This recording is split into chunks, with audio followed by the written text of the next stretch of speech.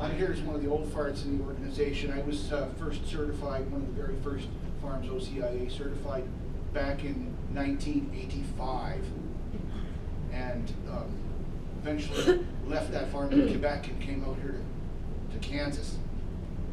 So I'm here not so much really to reminisce about the old days, although we might be able to do some of that over a beer or two, but I want to examine where organic agriculture and actually all agriculture is today, and therefore to be able to look forward from where we are now to the tasks that are ahead of us, because they might intersect quite importantly with OCIA's role as a crop improvement association and with what we can or perhaps really should be doing in future. So we're going to be thinking about who is going to take over from us. You can already see some of the signs of the transfers between generations as we now get into some of the second generation farmers like Demetria and some of the others. We'll be looking at what we can do to develop the markets which might effectively support our successors moving forward. And we'll be glancing at what sorts of agricultural systems might actually sustain a farm food system that can support future generations on the land and in their health as consumers. Today is Ash Wednesday in the Christian church year. It's the beginning of Lent, a thoughtful season of 6 weeks leading up to Easter. It's a time when we're reminded of our mortality. Remember, man, thou art but dust, and unto dust you shall return. Well, the fact that those of us in this room are not, at this moment, dust is highly temporary, which is why we need to start thinking about those who are going to come on after us and what kind of land and what kind of a world are we going to lead them. Not quite a year ago, our colleague and former president, Jeff DeWald, succumbed to cancer. And I'd like to take a moment just to remember Jeff and Clark Phillips of New Brunswick and Steve Elliott of Ohio and the assorted other ones that we've lost over the years. Let's give thanks for their lives, for their efforts, and their contributions. And I'd like to offer just a few seconds of silence in their memory.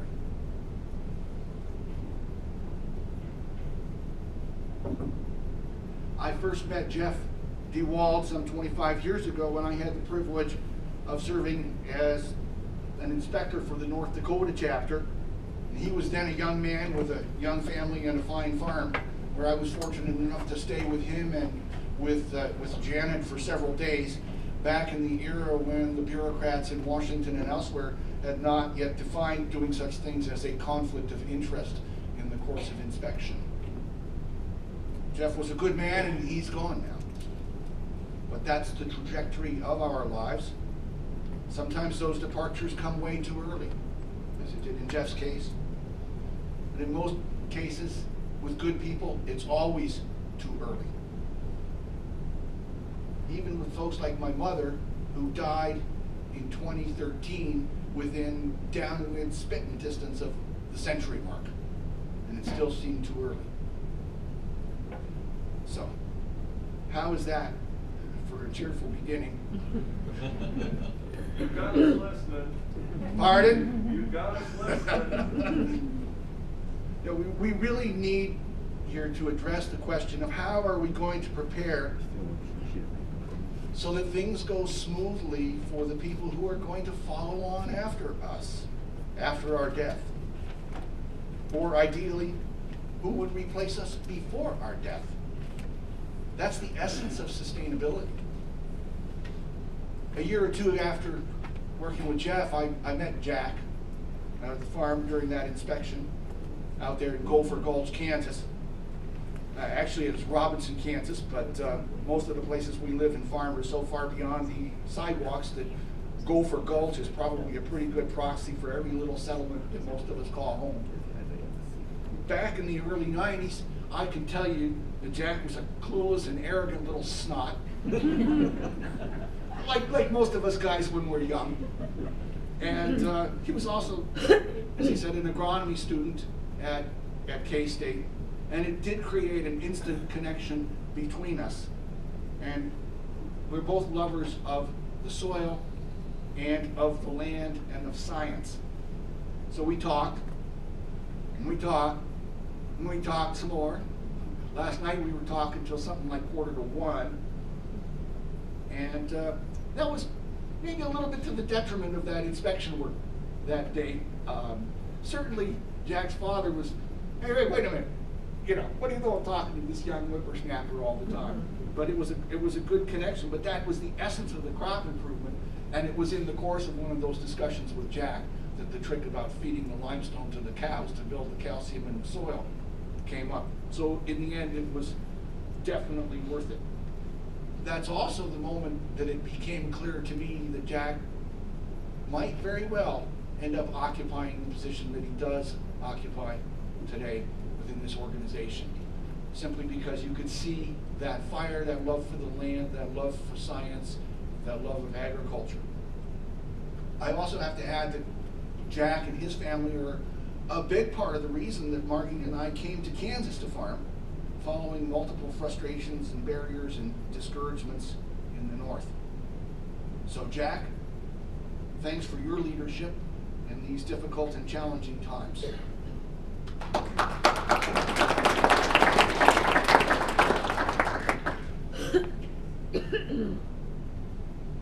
You're now several years older than I was when we first met, which brings us back to the essence of our discussion this morning.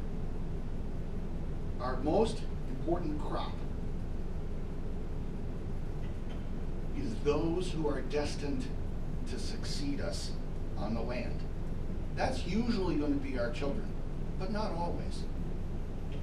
It's our most important crop, and sometimes I think we don't do as good a job as we ought to do in taking care of it, in nourishing it, and raising them to be responsible adults, and so on. The core problem, I think, facing agriculture right now is that our industry is what biologists would call moribund. There's a decent population, but it's not replacing itself. This is an agriculture in general situation. And quite frankly, organic or conventional does not matter.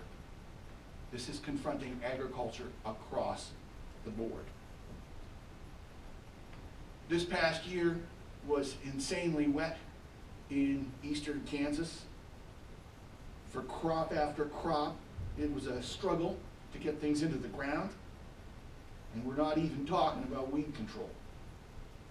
I mudded in 12,000 sweet potato plants, and I mudded in about 20,000 cabbage plants, and I mudded in about 18,000 broccoli plants, and so forth, finding short dry spells in which to do anything, even by way of soil prep, was a real challenge. We got one of those windows in late June, just a couple of days. Fortunately, we're on a very light soil, so it works up easily and it sort of dries out in those conditions. And as the day faded away, there were yet more storm clouds building to the northwest. And I was in the field attempting to seed about 3 acres of winter squash, one row at a time. Across the buffer strip from me is my conventional neighbor in his 280 horsepower tractor with a 24-row planter on the back.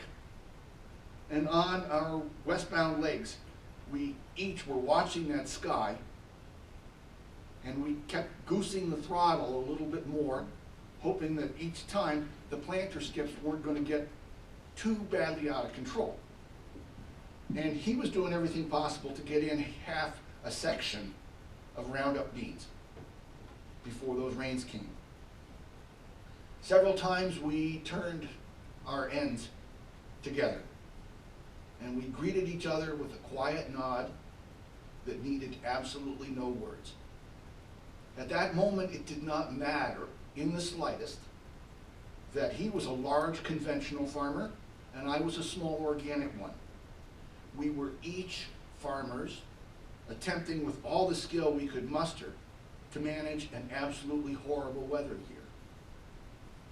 As a farmer organization, OCIA should never forget that commonality of journey as farmers. Organic, conventional, it does not matter when it comes down to the essence of what we do. And if we forget that, we really don't have much of anything to offer or share with our neighbors. At which point, apart from being some kind of little holy huddle, is there any purpose to our existence? We're a crop improvement association, after all, and we cannot do crop improvement at any significant scale if we alienate or dismiss or ignore our conventional neighbors. And we might actually even learn a thing or two from them. Yet for just about every farm family in the world, Wendell Berry put it probably best. Marriage and care of the land are each other's disciplines, for each makes possible the act of fidelity towards the other. In a free market, there is no more efficient operation than the well-managed, medium-sized family farm. Conventional or organic, it doesn't matter. We'll be looking at several of the practicalities of that situation this afternoon and tomorrow afternoon in some of the management and technically oriented workshops that I'm going to be doing. Because I remain comfortable in the certitude of this fundamental premise, that in a free market there is no more efficient operation than the well-managed, medium-sized family farm. Peru, Canada, Japan, America, it does not matter. Y quiero decir a los dos hispanófonos aquí, podremos platicar de esas cosas más tarde en su lengua y tomar una cervecita juntos. But then the real question jumps up into our face. How do we develop and sustain well-managed, medium-sized family farms in a truly free market? Or, far worse, the lack of one. The market is not really free at all. Subsidies, grants, they all distort planting decisions. They distort our marketing decisions. They distort our production and capital purchase decisions. And for some of our members in other countries, corruption and bribes are a daily fact of life. I can tell you from personal experience, it takes over $5,000 US in bribes to get a container of coffee out of the port of Guayaquil in Ecuador. And if you're lucky and you go up the coast to a town called Manta, it only costs $1,700 US to get that container through the bribes. Okay? Sometimes we think we have it hard, and we don't. Even in America, however, the land of the free, we now face challenges as farmers that did not exist in earlier times. For example, as a vegetable farmer, I face heavy and unfair competition from California produce, which has access to some of the most incredibly subsidized water anywhere in the world. That's part of what happens when one state controls 1/8 of the House of Representatives and 1/8 of the electoral votes needed to put a president in the White House. And California's subsidized ag water distorts more than just the vegetable business. Not only are there boatloads of alfalfa heading off to China on a regular basis. But that subsidized water and subsidized alfalfa has made possible an explosion of feedlot dairy operations there to produce inferior milk, harvested by cheap and often abused immigrant labor. Dairy operations require a lot of water. I've milked plenty of cows in my life, and these subsidized dairies are not only a terrible place to be a cow, but both literally and figuratively, they stink. It is not a free market. A single corporate cotton grower in California, Boswell, has benefited from about $3 billion per year in government water subsidies, or at least they did until the recent drought. But I'm going to stick to vegetables because they're what I know the best and where I feel the distortions the most. Vegetables like water. They like a lot of water because they're 93 to 98% water themselves. Most vegetable crops want about 2 inches of water per week, and water is sold by what's called the acre foot. It's about 365,000 gallons. It's enough water to cover 1 acre to a depth of a foot. Most cabbage is in the field for 10 or 12 weeks. Now, okay, all you grain folks, just hang in here with me for a little bit, okay? Because what I'm attempting to do is illustrate the challenge that we face with an example that I know. So a cabbage crop is going to require something like 2 acre feet of water per year, per crop. The free market water price in California, and I've been in some of those districts that don't get subsidized water, the free market water price in California is about $4,000 per acre foot. In the federally subsidized districts, any ideas? How about $30 per acre foot? So that subsidy begins to approach $9 per 45-pound box of cabbage at average California yields. California cabbage last week was selling for $12 a box, FOB, the California terminal. And the box itself cost almost $3. Transport to Chicago is about $5 a box. And the price around here is an entirely distorted $17 a box landed in my backyard. So even if I sell onto the conventional market, which I do for my overflow on crop, I can live with, say, 26 bucks a box, which is what I would be looking at for competition without that water subsidy. I don't like 26 bucks. Organic is 37 for the same box of cabbage, but I can live with 26 bucks. But without that $9 per box water subsidy, would the Californians really be growing cabbage out there in that crummy sandbox in the first place? Probably not. And yet, they crow about their superior efficiency. Oh, really? You begin to understand some of the distortions we're up against as family farmers. I then have to ask, does organic really make a difference in that situation? Especially now when we allow organic Californians to apply unlimited amounts of Chilean nitrate as a very soluble nitrogen fertilizer, unlimited amounts to their crops. I'll be talking about the nutritional quality of crops on Thursday, but abundant applications of soluble nitrogen drive crop quality right into the gutter. California producers can grow truckloads of a nutritionally inferior product and call it organic. We therefore should not be at all surprised that a recent evaluation of some 50 years of data shows no significant difference in crop nutritional value between organic and analogous conventional crops.